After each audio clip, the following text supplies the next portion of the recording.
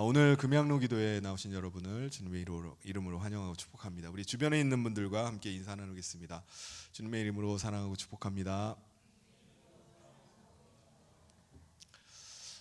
여러분, 모든 사람들에게는 인생의 전환점이 있습니다. 인생의 여정 가운데 어떤 계기에 의해서 삶의 자세와 삶의 방향이 다시 세워지고 소망 가운데 살아가게 되는 때가 있습니다. 철이 든다라고 하죠. 자기 인생에 대해서 깊이 생각을 합니다. 그래서 자신의 삶의 목적을 발견하고 그 목적을 위해서 자신의 인생을 드리기 시작합니다. 젊은 때에 주로 이런 인생의 대전환점들이 일어나게 되고 삶의 목적이 발견되는데, 시기의 차이는 조금씩 있죠. 그런데 젊은 때에 이것을 놓고 고민을 하게 됩니다. 앞으로의 남은 인생은 어떻게 살 것인가. 일찍 자신의 그 삶의 방향과 목적이 발견된 사람은 그 목적을 향해서 빨리 출발할 수 있습니다. 또 늦게라도 자기 인생의 목적을 발견한 사람은 어쨌든 자신의 인생의 삶을 그 목적을 향해서 달려가게 합니다. 간혹 자신의 인생의 목적을 잘못 잡아가지고 가던 길을 중단해야 되는 때도 있죠. 그래서 다른 길을 돌아가기도 합니다. 잘못된 길을 너무 한참 가가지고 돌아서기가 너무 어려운 경우도 있을 겁니다. 그래서 내가 인생을 헛살았구나, 내가 뭘 잘못 알고 살았구나, 이렇게 후회하는 사람도 있을 것입니다. 그런데 여러분, 예수 그리스도를 만났다면 그 사람은 진리에 들어선 사람입니다. 왜냐하면 그리스도를 통해서 우리의 인생의 목적을 발견할 수 있기 때문입니다. 세상 속에서 우리는 우리의 인생의 삶의 의미를 찾게 되는 거예요. 우리가 세상 가운데 세상을 향해서 달려가던 우리에게 예수 그리스도께서 인생의 의미와 참 방향을 알려주시는 겁니다. 그래서 예수님은 누구시냐? 대제사장, 중보자이십니다. 대제사장이 하는 일이 뭐죠? 백성들이 바친 제물을 가지고 하나님께 올려서 죄 사함을 받게 하는 겁니다. 백성들이 직접 나가지를 못하고 대제사장을 통해 나가는 거예요. 백성들이 간구를 올리면 제사장이 받아서 하나님께 올려서 응답을 받게 하는 사람이 대제사장입니다. 그런데 대제사장이신 예수님은 짐승을 바쳐서 하나님 앞에 상달시키는 게 아니라 어떻게 하시죠? 본인이 짐승이 되시는 겁니다. 어린 양 제물이 되셔서 우리의 죄를 사해 주셨어요. 그리고 지성소에 있는 휘장을 열어놓으셔서 세상에 속해서 있던 우리를 하나님께 나아갈 수 있도록 길을 열어주신 겁니다. 그래서 우리가 직접 하나님을 배울 수 있게 해주신 분이 누구냐? 바로 예수 그리스도이십니다. 우리는 그리스도의 죽으심으로 말미암아 그리스도 안에서 우리 옛사람이 죽은 자가 됐어요. 그리고 그리스도께서 보내신 그의 영으로 말미암아 우리가 그리스도의 생명으로 거듭난 새로운 삶을 우리가 살게 되었습니다. 그러므로 예수님과의 이 만남은 우리 인생에 있어서 완전한 대전환이 일어나는 거예요. 세상을 향해서 달려가던 우리가 예수님을 통해서 하나님 나라를 향해 가는 삶으로 완전히 뒤바뀌어지는 겁니다.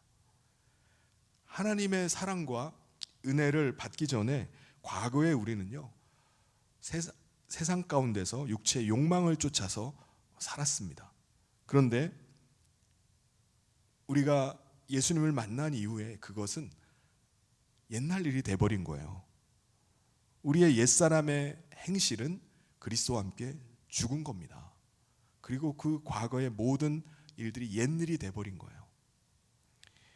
우리가 옛사람으로 살던 때의 행실을 회개함으로 하나님 안으로 들어와서 그리스도를 모시고 살아가는 삶은 거듭난 삶입니다.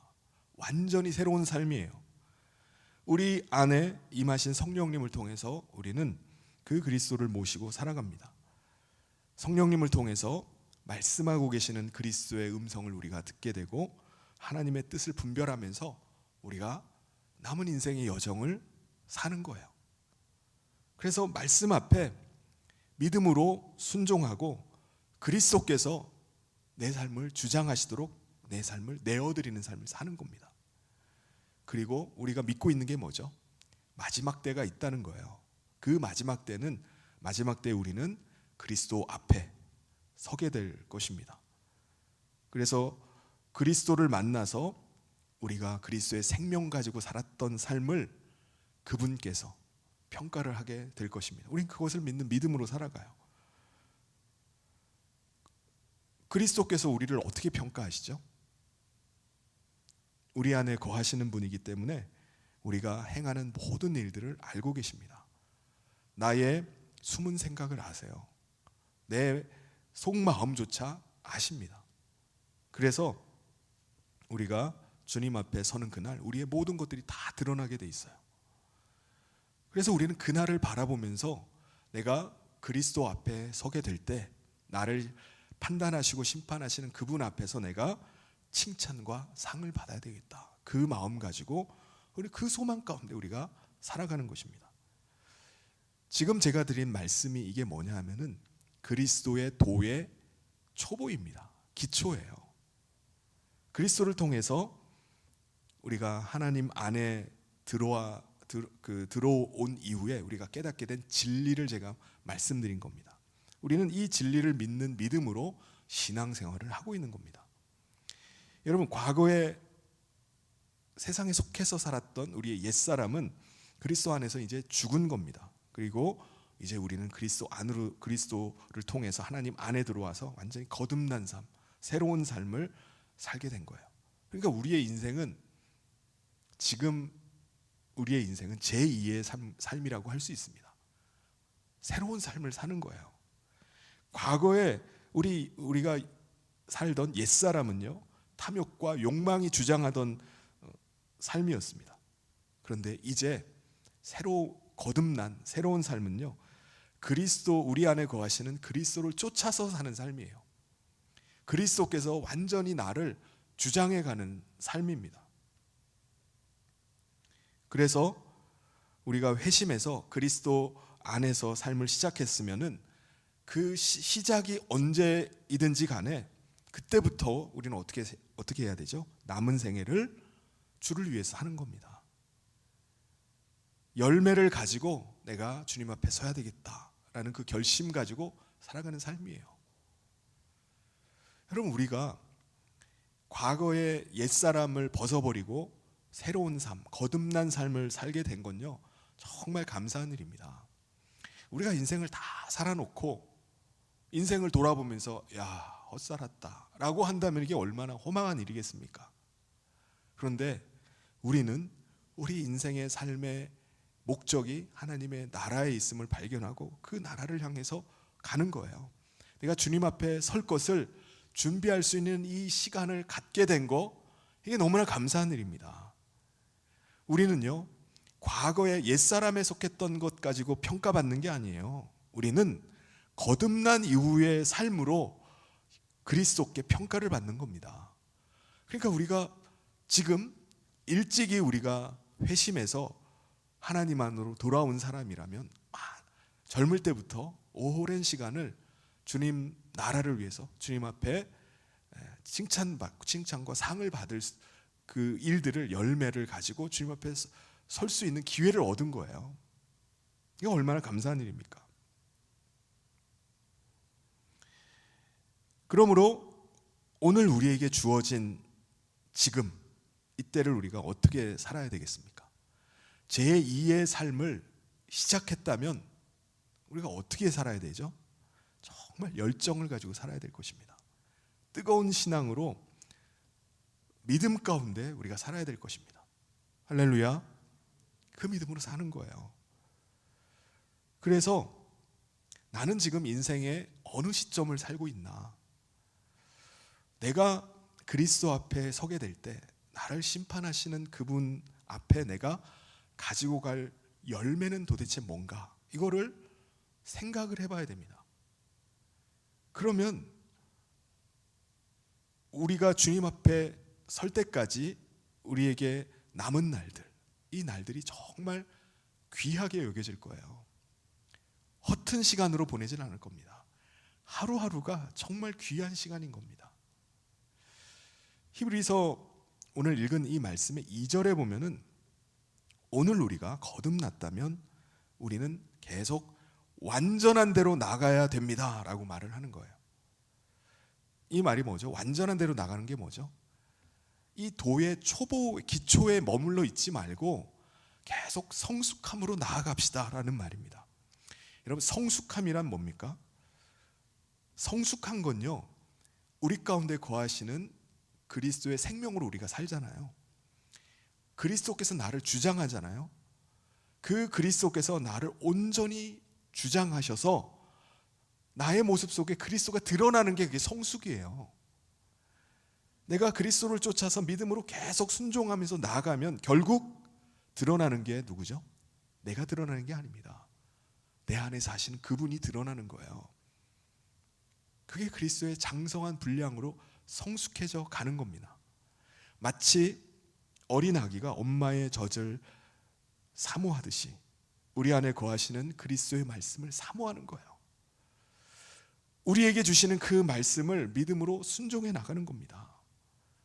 어린아이가 엄마의 젖을 계속 받아 먹듯이, 그걸 소화하듯이, 소화하면 어떻게 되죠? 계속 자라나는 겁니다. 우리가 그 말씀에 믿음으로 순종하는 게 소화가 된 거예요.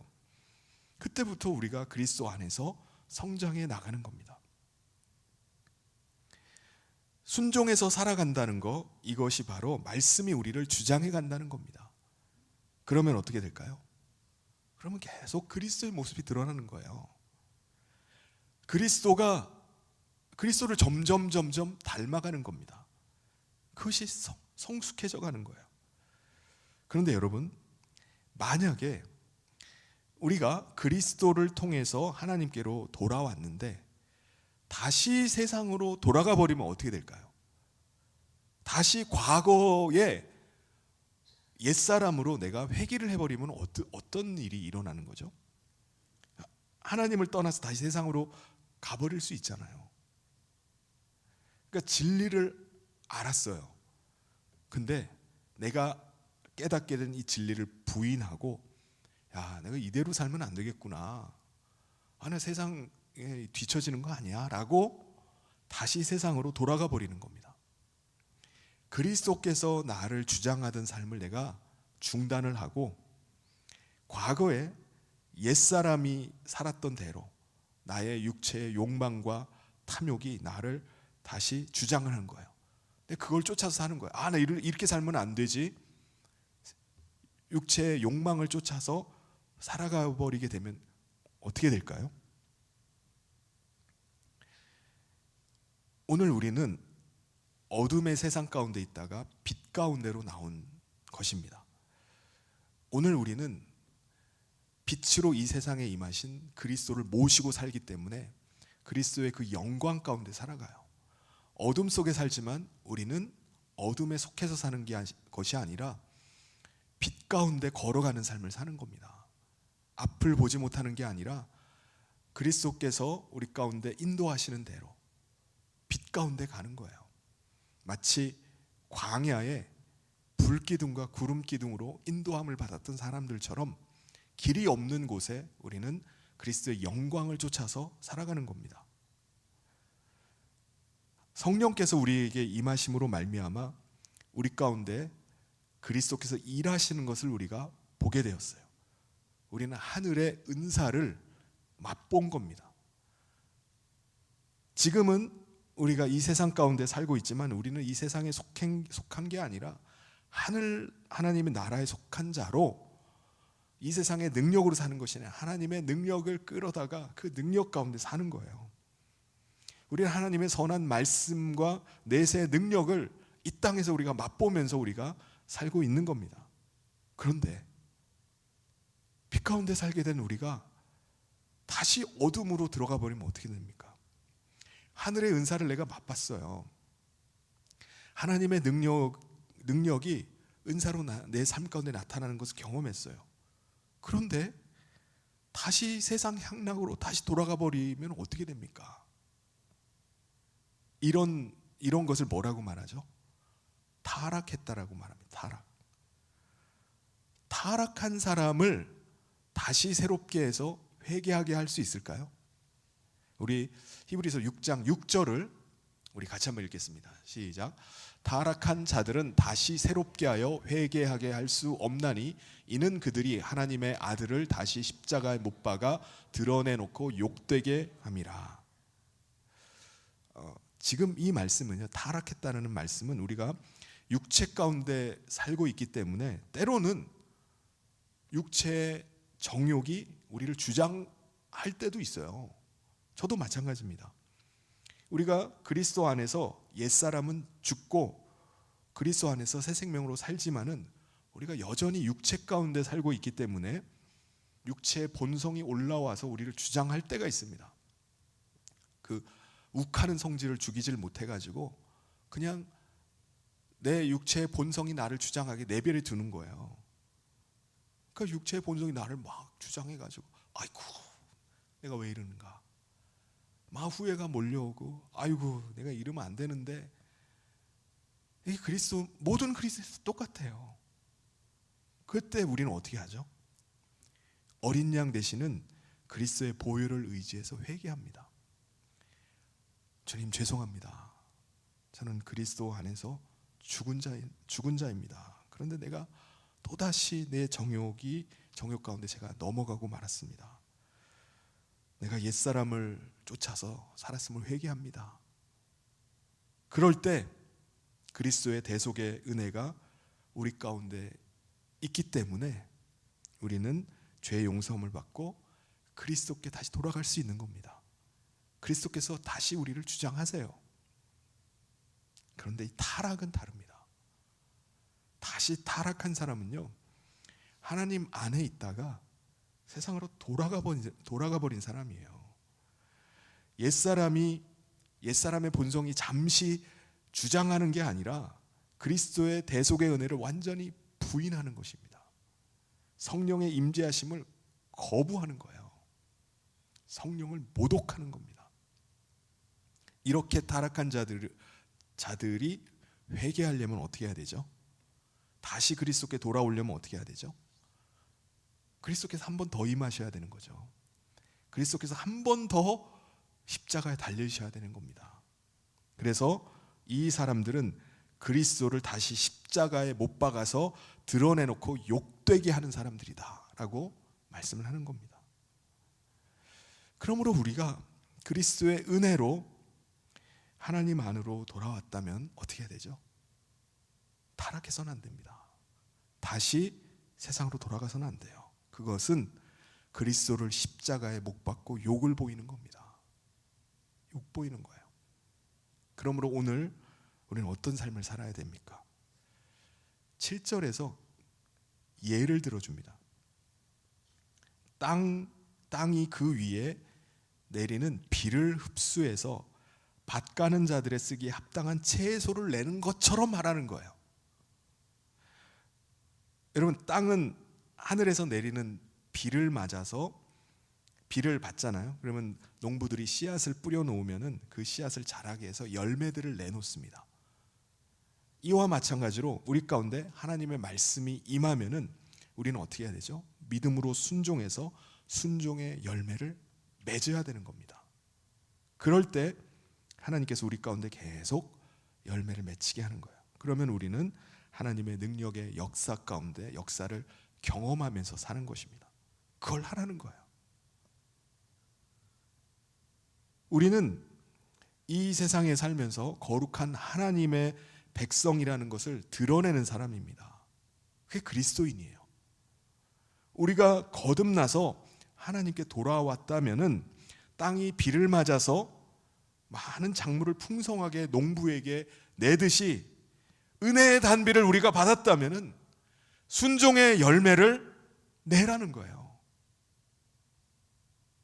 근데 반대로 하는 사람이 있어요. 순종의 열매가 아니라 엉뚱한 걸 자꾸 내는 거예요.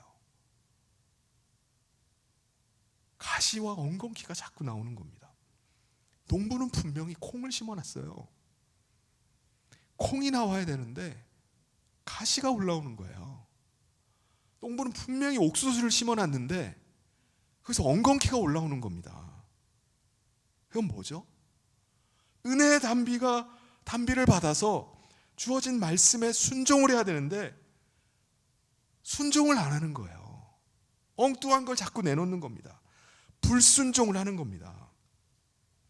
그리스도의 말씀이 나를 주장하도록 내가 내어서 순종을 해야 되는데 내가 하고 싶은 걸 하는 거예요. 내가 원하는 걸 하는 겁니다. 내 탐욕과 욕망에 나를 그냥 맡겨놓는 거예요. 하고 싶은 대로 하는 거지 뭐. 그건 내 자유지 뭐. 그럴 때 농부는 어떻게 하죠? 가시와 엉겅퀴를 뽑아버립니다. 그래서 그걸 모아다가 불살라 버린다고 말씀해요. 저주함에 가까워서 그 마지막은 불태워질 것이다 라고 말씀을 합니다. 이 말씀을 보면 굉장히 두려운 말씀이죠. 나는 지금 말씀 앞에 제대로 순종하면서 살고 있나? 이런 생각이 언뜻 들어와요. 자기를 돌아보면서 난 좀 과거에는 열심히 했는데 요즘 좀 많이 식은 것 같아. 나 혹시 불순종하고 있는 거 아니야? 이런 마음이 겁이 나요. 나 지금 어떻게 하고 있지? 히브리서 기자는요 여기에 대해서 다시 말씀을 합니다. 우리 9절을 같이 한번 읽어보겠습니다. 시작. 사랑하는 자들아, 우리가 이같이 말하나 너희에게는 이보다 더 좋은 것 곧 구원에 속한 것이 있음을 확신하노라. 이게 무슨 말씀이죠? 지금 그 말씀을 듣고 두려움 가운데 있는 성도들에게 말하는 거예요.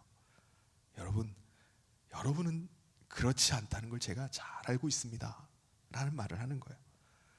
여러분은 구원에 속해 있는 걸 제가 확신합니다. 그리고 구원에 속한 게 뭐죠?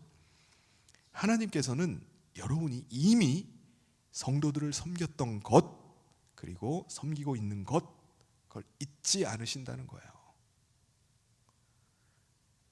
여러분, 하나님은요 우리가 행하고 있는 모든 것을 아십니다. 그래서 히브리서 기자가 말하는 거예요. 여러분이 과거에 성도들을 섬겼던 거 그리고 지금도 섬기고 있는 거 그들을 위해서 기도하고 있는 거 그걸 잊지 않고 기억하신다는 겁니다. 그러므로 하나님께서 여러분 아십니다. 그러니까 여러분 두려워하지 마세요 라고 말씀을 하는 겁니다. 여러분이 젊었을 때 헌신했던 거 정말 열심히 섬겼던 거 충성했던 거 하나님 기억하십니다. 사람들은 잊어버리고 내 스스로도 잊어버릴 수 있어요. 기억이 희미해질 수 있습니다. 난 젊을 때 어떻게 했지?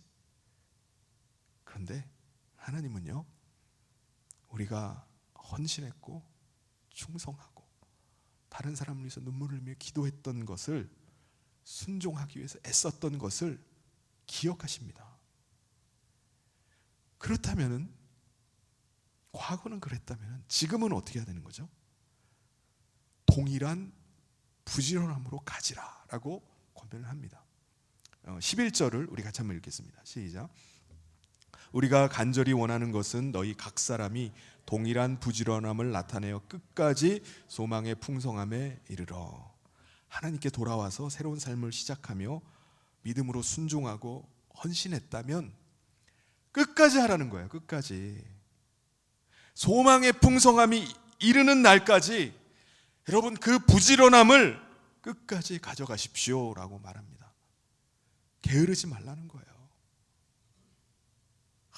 제가 젊었을 때는 말이죠, 제가 왕년에는요 좀 했거든요. 그런 말 하지 말고 끝까지 부지런함으로 소망의 풍성함에 이르도록 그걸 가져가라는 거예요.